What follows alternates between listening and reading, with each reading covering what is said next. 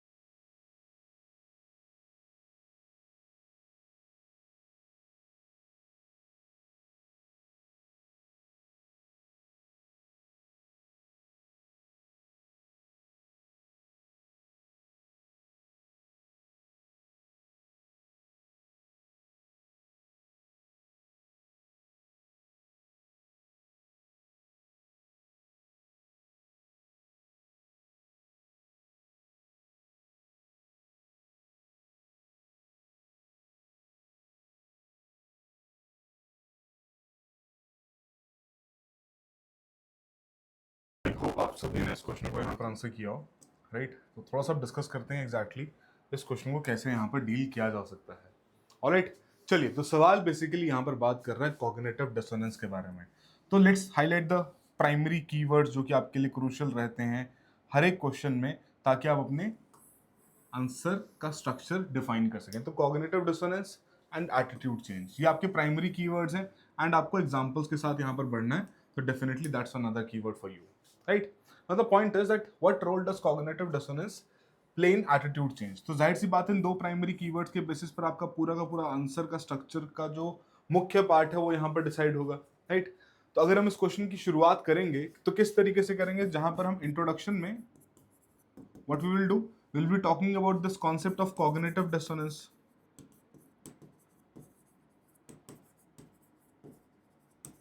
तो cognitive dissonance का concept यहां पर लियोन फेस्टिंगर द्वारा दिया गया था, और वो क्या कहते हैं, cognitive dissonance किसे कहा जाता है कि जहां पर attitude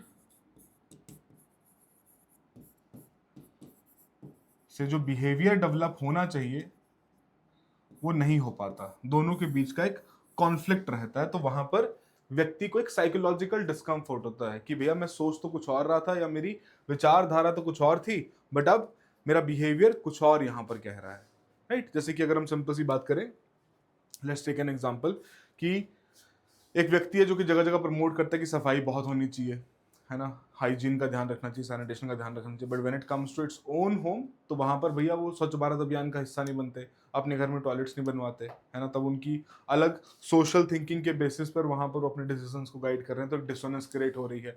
similarly in the context of letter से कि एक व्यक्ति जो कि बहुत ज्यादा सरकार को क्रिटिसाइज करता है कि सरकार करप्शन करती है, अच्छी सर्विसेज नहीं देती, और वहीं दूसरी ओर टैक्स चोरी भी करता है, तो ये कॉग्निटिव डिसोनेंस है। This is the cognitive dissonance. अब पॉइंट यहां पर क्या आता है कि किस तरीके से कॉग्निटिव डिसोनेंस हेल्प कर सकती है एटीट्यूड चेंज करने में। Now see, if this is creating a discomfort, तो उस डिस्कंफर्ट को रिजॉल्व करने के लिए जाहिर सी बात है कुछ ना कुछ रेजोल्यूशन भी लाना रहेगा, राइट। बट डिस्कंफर्ट आता कब है ये भी जानना बहुत जरूरी है। तो डिस्कंफर्ट मोस्टली आता है आफ्टर द एक्शन, कि जब आपने एक्शन वहां पर कर दिया है, बिहेवियर वहां पर दिखा दिया है, उसके बाद डिस्कंफर्ट आता है कि ओहो यार मैं तो सोचता कुछ और था बट मैंने कर कुछ और दिया, राइट। अब उस केस में जब डिस्कंफर्ट आया है और रेजोल्यूशन हमें यहां पर तैयार करना है, तो रेजोल्यूशन के केस में हमारे पास दो ऑप्शन बनते हैं। पहला ऑप्शन क्या है, या तो हम जो हमारा एटीट्यूड है उसे चेंज करें, या फिर जो हमारा बिहेवियर या फिर जो एक्शन है उसे यहां पर बदलें। बट पॉइंट यहां पर क्या है कि जब आफ्टर एक्शन ये डिस्कंफर्ट आया है तो बिहेवियर तो चेंज कर नहीं पाएंगे, एक्शन को तो अनडू कर नहीं पाएंगे। So that is why the only logical thing that is left for us is to change the attitude for it. और इवन अगर हम वहां पर एटीट्यूड चेंज करते हैं तो फ्यूचर में भी हमारे उस प्रकार के एक्शंस चेंज हो सकते हैं, है ना। पहले आपको एटीट्यूड ही चेंज करना पड़ेगा, क्योंकि एक बार आप एक्शन कर चुके हो उसको अनडू नहीं कर सकते हो। तो first of all you will have to rectify your attitude कि कहां दिक्कत आ रही है, और उसके बाद फिर आप अपने एक्शन की ओर यहां पर बढ़ सकते हैं। That is how you are suppose to write about it in the introduction part, कि जहां पर आप कॉग्निटिव डिसोनेंस के बारे में बताएंगे और किस तरीके से एटीट्यूड चेंज करना एक इंपॉर्टेंट पार्ट यहां पर बन जाता है, राइट। अब पॉइंट यहां पर भी आता है कि भैया क्या रोल ये करंटली प्ले करता है when it comes to attitude change, है ना। वो बॉडी का हिस्सा हमारा यहां पर बनेगा।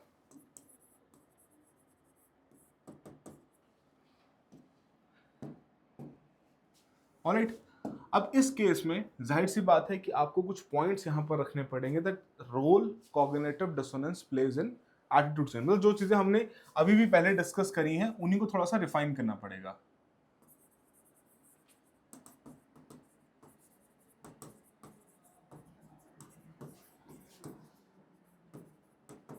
Pledge in attitude change, right. अब इस केस में हम कैसे इसमें आगे बढ़ेंगे, तो पहली बात कुछ ना कुछ पॉइंट्स बताने पड़ेंगे कि भैया किस प्रकार का रोल यहां पर प्ले किया जाता है। तो पहली बात तो promote self reflection,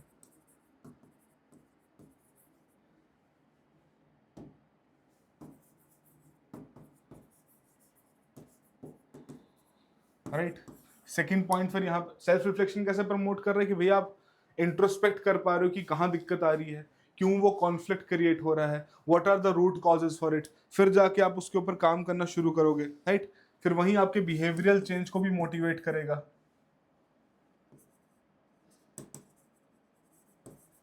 behavioural change motivation, कि नहीं यार कल को मुझे अपना बिहेवियर भी यहां पर चेंज करना है, राइट। एंड कहीं ना कहीं किसी भी प्रकार की जो वैल्यू है उसको हम इंटरनलाइज भी यहां पर कर पाएंगे। It will facilitate value internalisation, कि नहीं यार मुझे आगे से इस चीज का यहां पर ध्यान रखना है, राइट। अब इसमें अगर कुछ हमें एग्जांपल्स डालने हो तो हम क्या क्या एग्जांपल्स डाल सकते हैं। पहली बात, जो सॉल्ट सत्याग्रह था आप उसको डायरेक्टली यहां पर कोट कर सकते हैं। तो सॉल्ट सत्याग्रह के टाइम पर हमने क्या देखा था, सॉल्ट सत्याग्रह के टाइम पर यहां पर बहुत सारे लोगों ने, people joined Gandhi ji, but they joined why, कि भैया उनको गांधी जी की बात पर भरोसा था, राइट। पर जैसे उन्होंने वहां पर ज्वाइन कर लिया, अब उनका जो एटीट्यूड था कि हाँ जी हमें ब्रिटिश सरकार के अगेंस्ट नहीं जाना है, ब्रिटिश सरकार एक अथॉरिटी है, हमने उनके रूल्स एंड रेगुलेशन यहाँ पर फॉलो करने हैं, इलीगल तरीके से सॉल्ट नहीं निकालना है।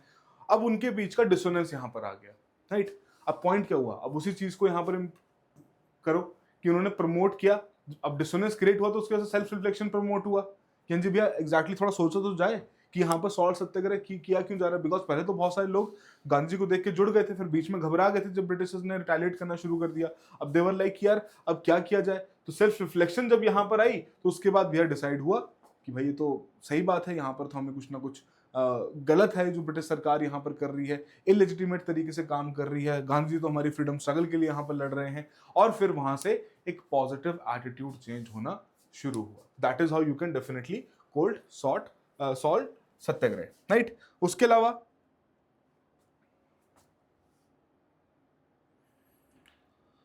देन वी हैव वैक्सीन का एग्जांपल ले सकते हैं हम, कोविड वैक्सीन का। अब कोविड वैक्सीन के केस में बहुत बड़ा डिसोनेंस क्या था कि लोग चाहते थे कि भैया वैक्सीन ना लगवाएं because they were concerned about the side effects और let us say the way the vaccine has been prepared, कि बहुत जल्दी जल्दी प्रिपेयर हुई है, राइट। बट अब कहीं पे भी ट्रैवल करना है, कहीं पर भी एंट्री लेनी है, एयरपोर्ट पे ट्रैवल करना है, तो उस केस में भैया आपको वो सर्टिफिकेट दिखाना पड़ता था वहां पर। अब उसके लिए लोगों ने अपनी वैक्सीन लगवा ली, डिसोनेंस क्रिएट हो गया कि मानते थे तो सही नहीं है बट अब वैक्सीन लगा ली है, राइट। पर जब लोगों ने वैक्सीन लगा ली, डिसोनेंस आया, तो दे स्टार्टेड रियलाइजिंग इट, जब उसके बाद सर्विस किए गए कि यार कहीं ना कहीं वैक्सीन लगाना जरूरी था अपनी सेफ्टी के लिए भी और अपने आसपास के लोगों की सेफ्टी के लिए भी, ताकि वायरस का इंपैक्ट कम से कम यहां पर रखा जा सके, right. So that is the point जिसके बेसिस पर कोविड वैक्सीन का भी एग्जाम्पल आप यहां पर कोट कर सकते हैं। उसके अलावा स्वच्छ भारत अभियान,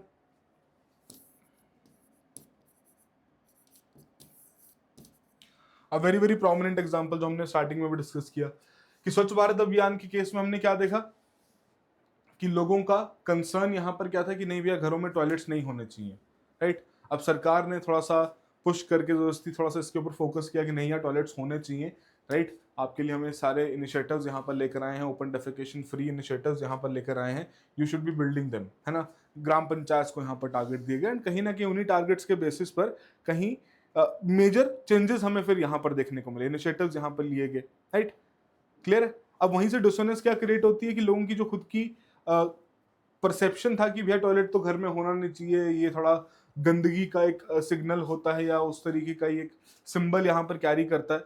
पर लोगों ने जब बनवाने शुरू करी तो उनको रियलाइज हुआ कि नहीं यार it is very very important to maintain the hygiene, specially when it comes to the women in the family, right. अब वहां से एक पॉजिटिव चेंज हमें यहाँ पर देखने को मिला, राइट। बट पॉइंट यहाँ पर क्या है, अगर क्वेश्चन की डिमांड को थोड़ा सा समझा जाए तो एग्जैक्टली यहाँ पर क्वेश्चन क्या कह रहा है, what role does cognitive dissonance play in attitude change. यहाँ पर ये नहीं लिखा गया है कि पॉजिटिव एटीट्यूड की ही बात की गई हो, राइट।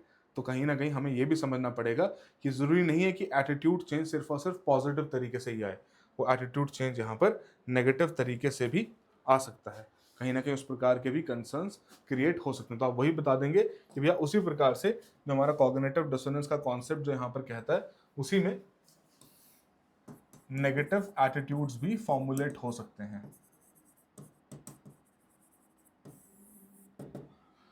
नेगेटिव एटीट्यूड्स भी फॉर्मुलेट हो सकते हैं, जैसे कि लेट्स टेक एन एग्जांपल, एक व्यक्ति जो कि अभी तक बहुत मेजर तरीके से इंटीग्रिटी को प्रमोट करता है, उसका एटीट्यूड ये है कि भैया ऑनेस्टी सबसे ऊपर होनी चाहिए, राइट, बट उसने फिर वहां पर करप्शन कर ली, डिसोनेंस क्रिएट हो गया। अब बट उस करप्शन के रिजल्ट में उसको पता लगा कि यार उसके ऊपर तो कोई कार्रवाई हुई नहीं, हो तो कहीं से पकड़ा नहीं गया, बहुत सेफ तरीके से वहां पर निकल गया। अब क्या होगा, उसको लगेगा कि भैया ये तो सही है, कर लेते हैं करप्शन, क्या ही दिक्कत है, यहाँ तो कोई पूछता नहीं है।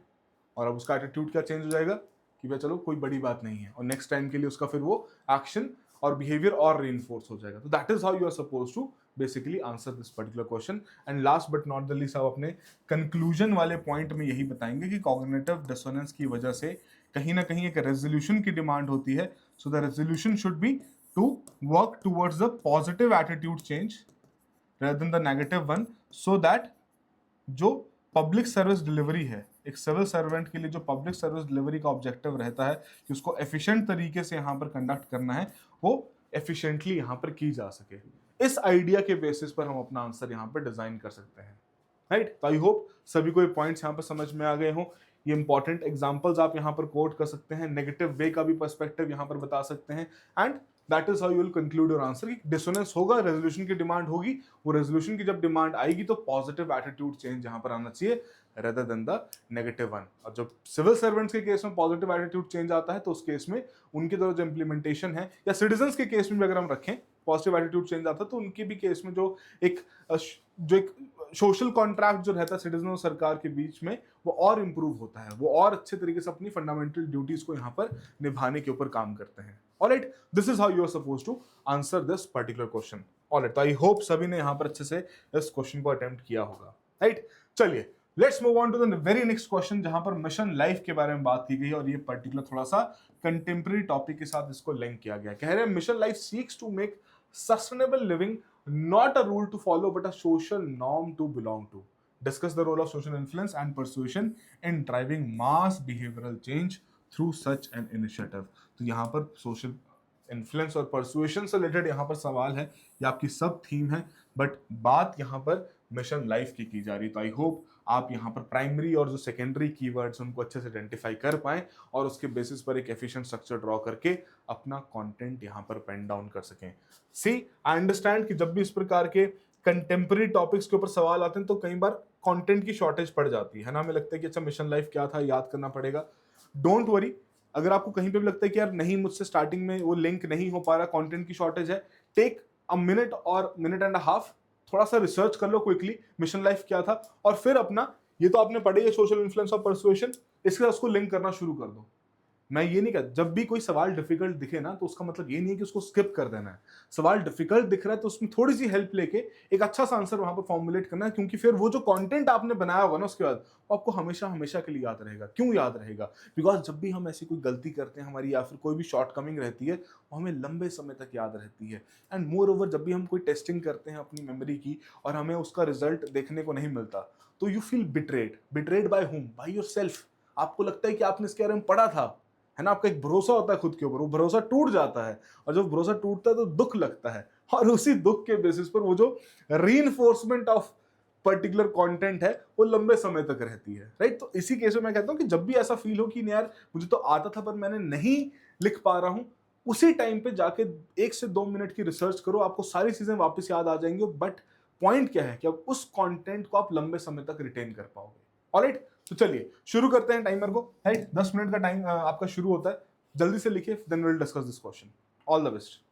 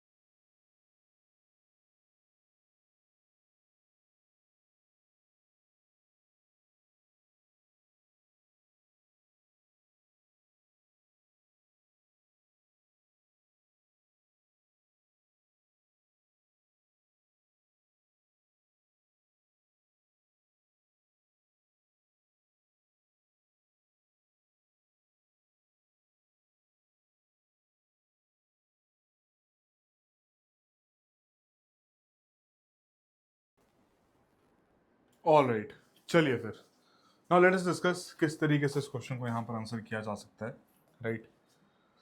ना तो पॉइंट है कि जहाँ पर कीवर्ड्स आइडेंटिफाई करते हैं पहले तो कीवर्ड्स के केस में सबसे पहले तो हमारे पास मिशन लाइफ ही है ना, किसके अराउंड ही आपका पूरा आंसर यहाँ पर बिल्ड होगा, राइट। And the other two keywords are social influence and persuasion, right. अब बेसिकली ऐसे क्वेश्चंस में कहीं ना कहीं अगर आप क्वेश्चन की डिमांड को सही से ना पकड़ पाए तो there is a particular chance कि शायद आप मिशन लाइफ को ओवर एक्सप्लेन कर जाएं या फिर आप सिर्फ और सिर्फ सोशल इन्फ्लुएंस और परसुएशन के ऊपर ही बात करते रहें। द की पॉइंट इज कि इन दोनों के बीच का एक बैलेंस मेंटेन करना है। बेसिकली ये आपका शिप है और ये आपकी बेसिकली डायरेक्शन डिसाइड करेगा कि किस तरीके से उस शिप को आगे लेके जाना है। That is the point, right. So कैसे इस क्वेश्चन की शुरुआत करेंगे, let's start the discussion. First of all, when it comes to introduction,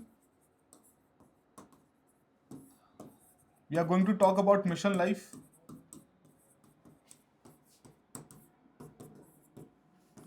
तो मिशन लाइफ बेसिकली प्रधानमंत्री द्वारा अनाउंस किया गया था। कब किया गया था? कॉप 2021 में, राइट, है ना। ऑब्जेक्टिव क्या था? सस्टेनेबल लिविंग को प्रमोट करना।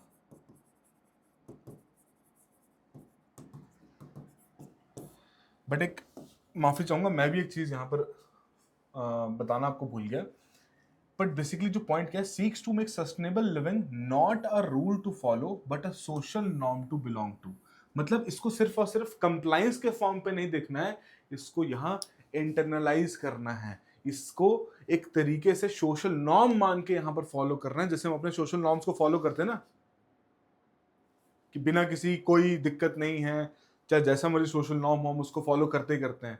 वही पॉइंट यहाँ पर रखा गया है कि आपको इसे भी as a social norm follow करके चलना है, ताकि आपकी जो इम्प्लीमेंटेशन है मिशन लाइफ की वो और बेहतर यहाँ पर हो सके, राइट। Now the point is when we are going to talk about this Mission Life, sustainable living को प्रमोट करता है प्रधानमंत्री द्वारा, ये पर्टिकुलर चीज प्रमोट यहाँ पर की गई थी, राइट। तो कहीं ना कहीं इसमें बेसिकली आपको ये बताना पड़ेगा that it is more of like a behavioural change.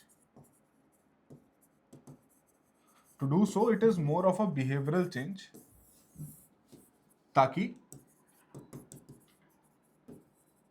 Internalisation यहां पर की जा सके, राइट। अब उसी केस में फिर यहां पर बात आएगी कि भैया किस तरीके से social influence and persuasion can play an important role. अब बहुत सारे लोगों को क्या लगेगा कि भैया सोशल इन्फ्लुएंस और परसुएशन को भी डिफाइन कर देते हैं। नहीं यार, इतना समय थोड़ा, इतना आपके पास स्पेस थोड़ा, आपके पास और भी बहुत सारे पॉइंट्स यहाँ पर रहेंगे जो कि आपके आंसर को बेहतर बना सकते हैं। Then you are not suppose to basically explain these terms, है ना। सीधा मुद्दे पर आओ कि यहाँ पर किस प्रकार का रोल सोशल इन्फ्लुएंस और परसुएशन प्ले कर सकते हैं। तो पहली बात तो आप केल्विन की थ्योरी को कोट कर दो, अगर सभी को याद हो। तो केल्विन की थ्योरी यहाँ पर क्या कहती है कि भैया कंप्लायंस से कैसे आइडेंटिफिकेशन पे जाते हैं,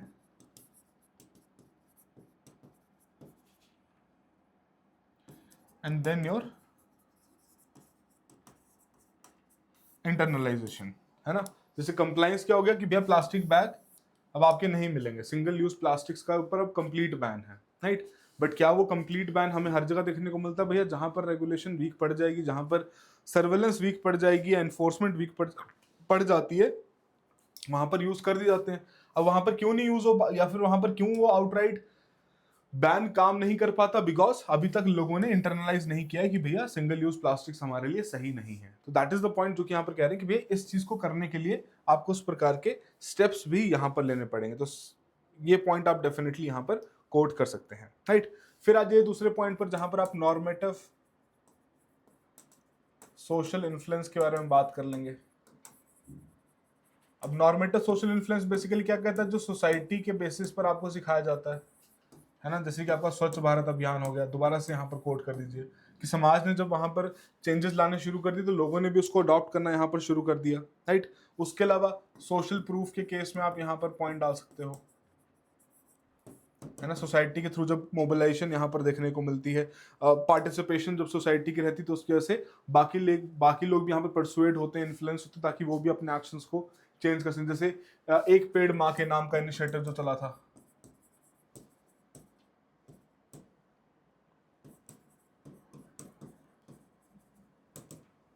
आप उसे यहाँ पर बता सकते हैं, राइट। फिर रोल मॉडलिंग की बात आप यहाँ पर कर सकते हैं by quoting Albert Bandura.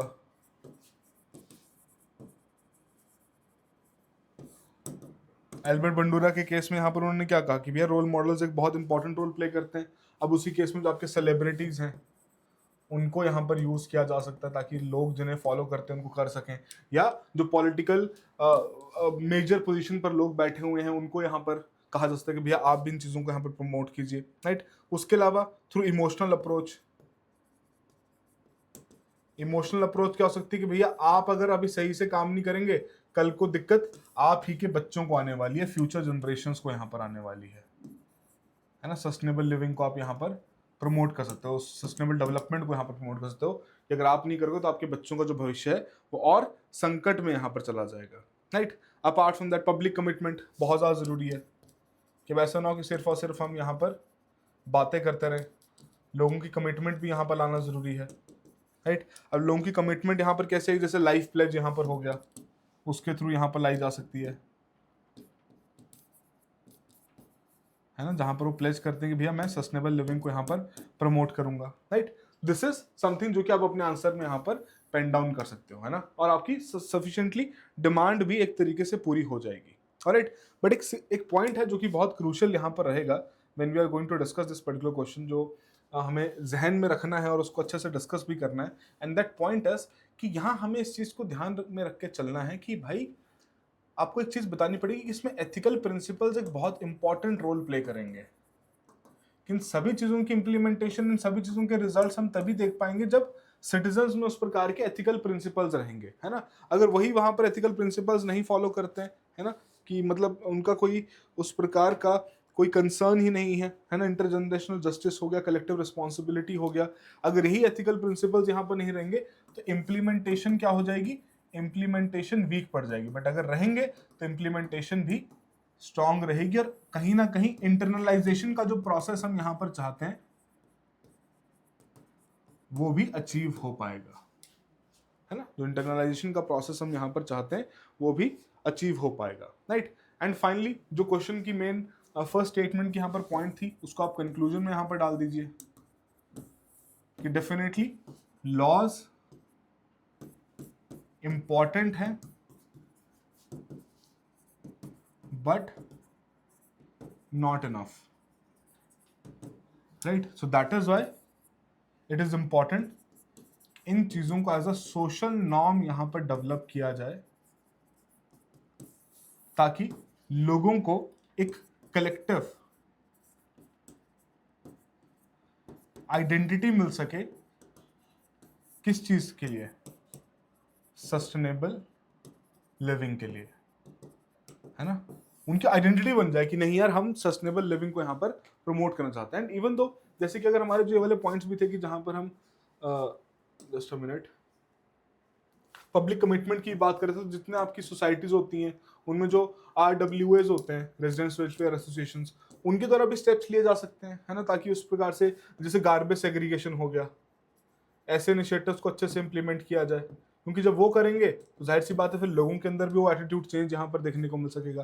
That is how you can basically answer this particular question. And I hope सभी ने इस क्वेश्चन को इसी अप्रोच के साथ, इसी क्वेश्चन की डिमांड को पूरा करने के साथ यहाँ पर आंसर किया हो। क्लियर है? चलिए अब आगे बढ़ते हैं अगले सवाल की ओर। Let's discuss the next question. अगला सवाल यहां पर कहता है cynicism towards public institution is often mistaken for political awareness, critically examine this statement in context of contemporary Indian youth, right. उस तरीके से इसको यहां पर डिस्कस करना है।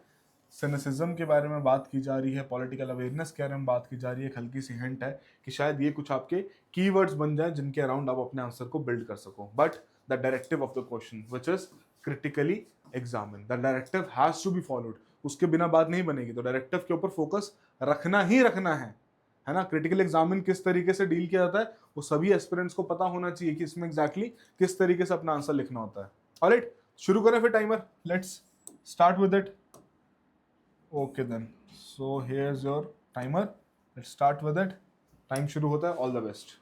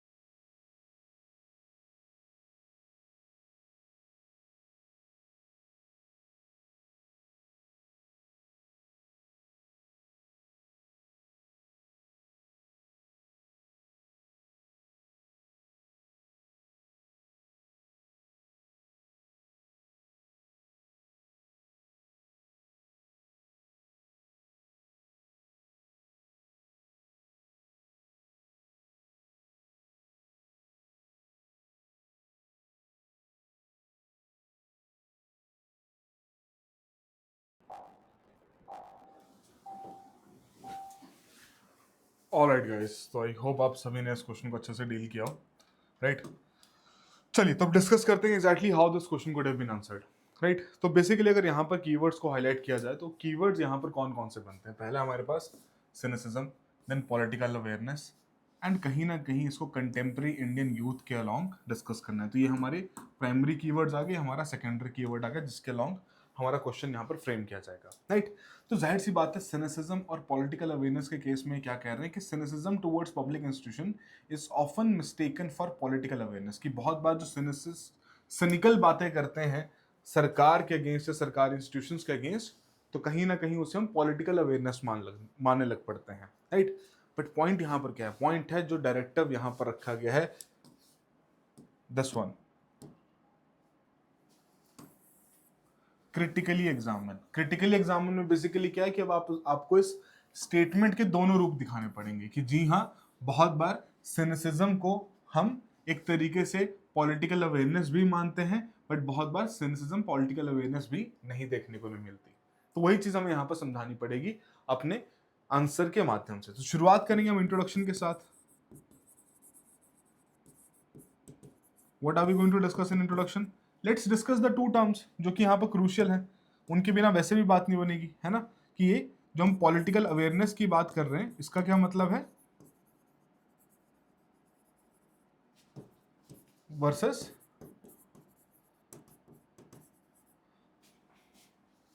Political cynicism. इनको थोड़ा कंपेयर ही कर लेते हैं, बिकॉज इसी के बीच का डिफरेंस मुख्य पार्ट बनेगा ना आपका, कि हाँ जी, जहां पर आपको ये बताना है कि भैया किस तरीके से सिनिसिज्म पॉलिटिकल अवेयरनेस के तरीके से देखा जाता है, तो पहले बताना तो पड़ेगा कि दोनों चीजें हैं क्या। तो पॉलिटिकल अवेयरनेस क्या है कि जहां पर आपको एक पहली बात पता है किस तरीके से सरकार काम कर रही है, पब्लिक इंस्टीट्यूशंस काम कर रहे हैं, राइट। पब्लिक पॉलिसीज कैसे काम कर रही है, डेमोक्रेटिक प्रोसेस कैसे काम करते हैं, एंड आप उसमें एक कंस्ट्रक्टिवली एंगेज भी कर रहे हैं कि जहां पर सरकार गलत कर रही है आप उसे हाईलाइट भी कर रहे हैं। That is political awareness. इसमें पॉइंट क्या है कि यहां पर जो आपका इंटेंट है वो इंटेंट चेंज लाने का है, कि क्रिटिसिज्म से चेंज ला सके, ये आपका पॉलिटिकल अवेयरनेस आ गया। पॉलिटिकल सिनिसिज्म क्या है कि आपका ओवरऑल डिस्ट्रस्ट डेवलप हो चुका है, डिस्ट्रस्ट आ चुका है कि भैया इनसे तो कुछ हो ही नहीं पाएगा, है ना, ये तो किसी काम के हैं ही नहीं, ये तो सिर्फ अपना फायदा देख रहे हैं, they are not going to contribute in the betterment of society. और वहां कहीं ना कहीं आपकी जो होप है फॉर द चेंज वो जा चुकी है। दैट इज पॉलिटिकल सिनिसिज्म, कि जहां पर आप एक जनरलाइज्ड वे में पूरे की पूरी पब्लिक इंस्टीट्यूशंस को क्रिटिसाइज करते हैं और आप यही कहते हो कि भैया ये तो कभी भी नहीं बदलेगा। And that is the point जो कि आपकी एक अंडरस्टैंडिंग डेवलप करेगा कि आपको दोनों के बीच का डिफरेंस यहाँ पर क्लियरली पता है, राइट। अब now that another part of the question जहां पर हमारी डिमांड को हम पूरा करने की कोशिश करेंगे, जहां पर हम ये बताएंगे that why cynicism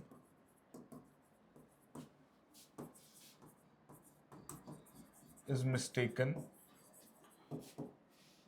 for political awareness, क्यों इसको हम कई बार पॉलिटिकल अवेयरनेस समझ लेते हैं। पहला पॉइंट तो यही है कि दोनों के केस में क्रिटिसिज्म कॉमन है, that criticism is common in both of them, जिसकी वजह से जब कोई सिनिकल आदमी क्रिटिसाइज करता है सरकार को तो हमें लगता है कि भैया पॉलिटिकली अवेयर है, राइट। सेकंड पॉइंट यहां पर जो हमारे लिए जरूरी बन जाएगा, it is about with respect to social media,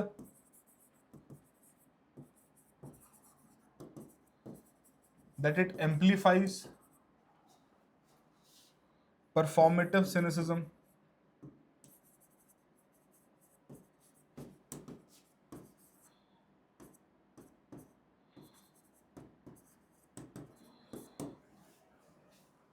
performative citizens को एम्पलीफाई करता है कि जहां पर एल्गोरिदम भी इसी प्रकार के कंटेंट को आगे जाके प्रमोट करता है जिसमें सिनिकल कंटेंट देखने को मिलता है या कंप्लीट डिस्ट्रस्ट देखने को मिलता है, बहुत सेंसेशनल देखने को मिलता है। अच्छा, क्रिटिसिज्म इज कॉमन दोनों केस में। आप कह सकते हो कि जो हमारा रिसेंटली नीट एग्जाम्स को लेके चल रहा है ना, कि नीट एग्जाम्स में पेपर लीक है, अब उस केस में वो कह रहे हैं कि भैया एक बट जो पॉलिटिकली अवेयर होगा उसको पता होगा कि हाँ कुछ ऐसे एग्जाम्स हैं जहां पर उतनी अच्छी क्रेडिबिलिटी मेंटेन नहीं हो पा रही है सरकार की इंस्टीट्यूशंस की, राइट। बट सिनिकल आदमी यहाँ पर क्या कहेगा कि नहीं भैया पूरा का पूरा जो रिक्रूटमेंट सिस्टम है, एंट्रेंस एग्जाम का सिस्टम है, इट इज कंप्लीटली रिग्ड, है ना। तो वो एक बेसिक सा पॉइंट आप समझते हो एग्जाम्पल के तौर पर। और यहाँ पर एग्जाम्पल के तौर पर आप एल्गोरिदम के बारे में बात कर सकते हैं, चाहे वो आपका इंस्टाग्राम पे हो, आपका ट्विटर पे हो, कि इन सभी केसेस में what do we see that algo pushes more of this content जो कि थोड़ा सा हमें सेंसेशनल लगता है और इसमें ज्यादा सिनिकल बातें की गई होती है, और फिर सभी को लगता है कि भैया ये तो पॉलिटिकल अवेयरनेस की बात यहाँ पर रखी गई है।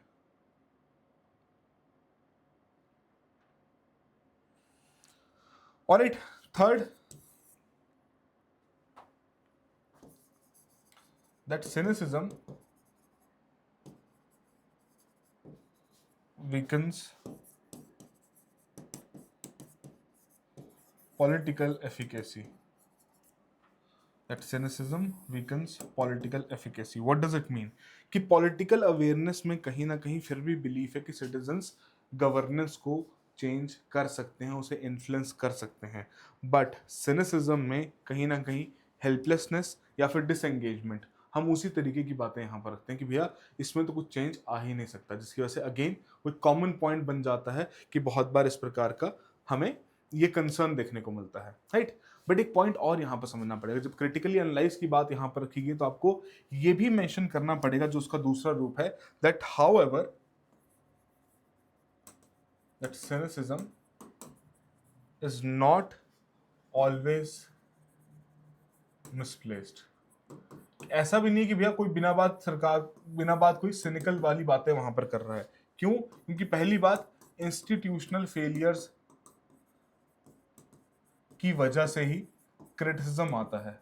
अगर यही फेल नहीं करेंगे और इनमें या फेलियर का रेट यहाँ पर कम देखने को मिलेगा, तो जाहिर सी बात है उसकी वजह से लोग भी उतनी क्रिटिकल बातें नहीं करेंगे। तो इंस्टीट्यूशनल फेलियर्स की वजह से जो ट्रस्ट फैक्टर है वो इरोड हो जाता है। जो सोशल कॉन्ट्रैक्ट है सरकार और सिटीजन्स के बीच में, वो सोशल कॉन्ट्रैक्ट की जो बेसिस हैं, जो फाउंडेशंस हैं, वो कहीं ना कहीं फाउंडेशंस में क्रैक आने शुरू हो जाते हैं। जैसे अगर हम कंपैरेटिव एग्जामिनेशंस के केस में बात करें, इतनी सारी इरेगुलरिटीज यहाँ पर आती हुई देखने को मिल रही हैं, राइट। उनके ऐसे कंसर्न्स हमें देखने को मिल रहे हैं, राइट।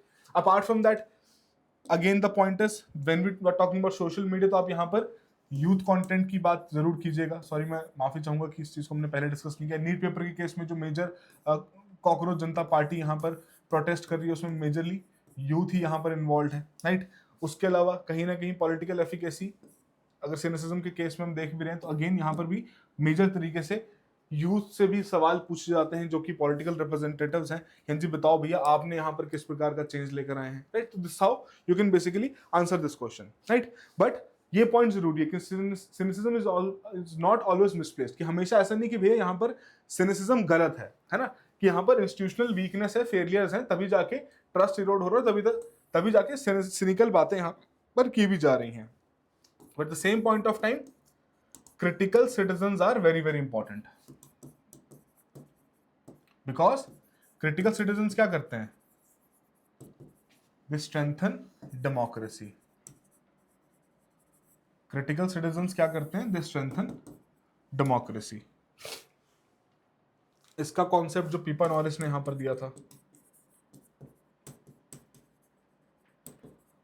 राइट, वो कहते हैं क्रिटिकल सिटीजन वो है जो कि सवाल पूछे सरकार से, अकाउंटेबिलिटी सीख करे और उस प्रकार का चेंज लाने के लिए भी वहां पर एक स्टेप ले, उसकी एक इंटरनलाइज्ड मोटिवेशन हो कि जी हाँ, मुझे समाज में जाकर चेंज लेकर आना है, राइट। अब इसी केस में आप एग्जांपल के तौर पर कह सकते हो भैया बहुत सारे यूथ हैं जो कि इस प्रकार से पीआईएल के थ्रू अपनी आंसर्स मांगते हैं, आरटीआई के थ्रू यहाँ पर आंसर्स मांगते हैं, तो उस तरीके से आप उनके एग्जाम्पल्स यहाँ पर कोट कर सकते हैं, राइट। तो सब जगह पे इनकी पार्टिसिपेशन यहाँ पर बढ़ी रही है। तो एक तरीके से आपने दोनों पहलू जो क्वेश्चन के वो यहाँ पर डिस्कस कर लिए हैं कि क्यों सिनिसिज्म बहुत बार पॉलिटिकल अवेयरनेस दिखता है, राइट, बट कंसर्न भी है सिनिसिज्म के साथ, बिकॉज उसमें हमारी जो फ्यूचर होप है वो कहीं ना कहीं खत्म हो जाती है।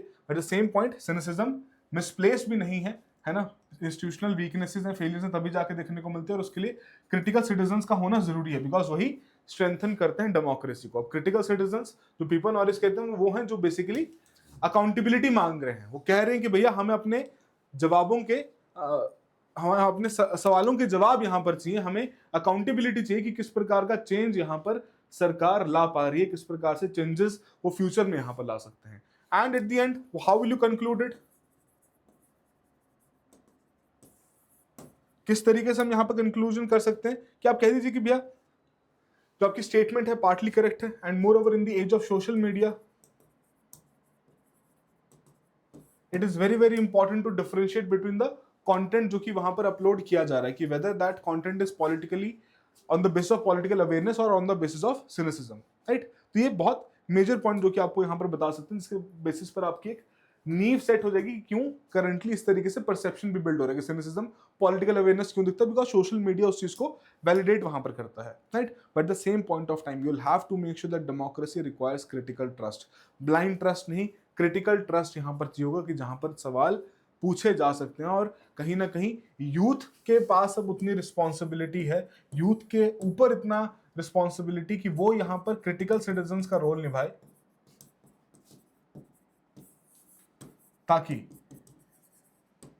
इंडिया की जो डेमोक्रेसी जिसे दुनिया भर में कोट किया जाता है, एग्जाम्पल के तौर पर लिया जाता है, उस डेमोक्रेसी को ऑन डेली बेसिस यहां पर स्ट्रेंथन किया जा सके। And that is the point जो कि यहां पर सबसे ज्यादा क्रूशियल है, राइट। तो एथिकल रिस्पॉन्सिबिलिटी यहां पर कंटेम्प्रेरी यूथ की क्या रहेगी, तो कन्वर्ट स्केप्टिसिज्म, है ना, जो भी आपका स्केप्टिसिज्म है उसको आप कन्वर्ट कीजिए into informed participation and ensuring that criticism becomes an instrument for them, है ना। क्रिटिसिज्म एक इंस्ट्रूमेंट बने उनके लिए, जहां पर वो डेमोक्रेसी को स्ट्रेंथन कर सके, ना कि एक फाइनल टूल बने कि अच्छा क्रिटिसाइज करके छोड़ दिया, वो नहीं करना है। क्रिटिसिज्म के बाद वहां पर चेंज लाने की भी डिमांड करनी है। That is what political awareness is all about. और वही चीज आपसे यहाँ पर पूछी भी गई थी कि किस तरीके से इस क्वेश्चन को यहाँ पर आंसर किया जा सकता है। तो आई होप सभी के लिए, I know it can be very difficult to answer, बिल्कुल इस चीज में आपकी अग्री करूंगा, है ना। हो सकता है आपने इन कॉन्सेप्ट्स के बारे में इतना अच्छे से पहले पढ़ा भी ना हो, but the point is the whole purpose of doing this exercises to make sure कि आपका कंटेंट एनरिचमेंट यहाँ पर की जा सके, इस तरीके से तैयार की जा सके। बिकॉज मैंने भी क्वेश्चंस तैयार किए हैं, है ना, मॉडल आंसर्स मेरे पास भी फोन में यहाँ पर अवेलेबल हैं, जो मैंने थोड़े बहुत बनाए हैं। मैं भी कहीं ना कहीं उन्हीं को रेफर करके आपको बता पा रहा हूँ। आइडिया क्या है कि मैं अगर ऐसे लिख पा रहा हूँ तो आप कहेंगे कि सर बहुत बढ़िया लिख दे रहे हैं, सर तो देख के लिख रहे हैं। तो भाई वो देख के लिख रहे हैं इसलिए हैं क्योंकि बिकॉज उस चीज को बनाया भी खुद ही गया है, उस तरीके से डिजाइन भी खुद ही किया गया है, right. That is how basically you can answer these type of questions. आपको मैं मानता हूं कि अगर आप 10 पॉइंट नहीं लिख पाएंगे इनमें से, तो एटलीस्ट 6 तो लिखेंगे, 6 के बराबर नंबर भी फिर वहां पर आ जाएंगे, राइट। तो दैट इज इसके बेसिस पर आप अपनी इस तरीके से प्रिपरेशन यहां पर कर सकते हैं, ऐसे क्वेश्चंस को आंसर करके। ऑलराइट, चलिए, तो आई होप सभी के लिए आज का सेशन फ्रूटफुल रहा हो। All the very best, have a good preparation.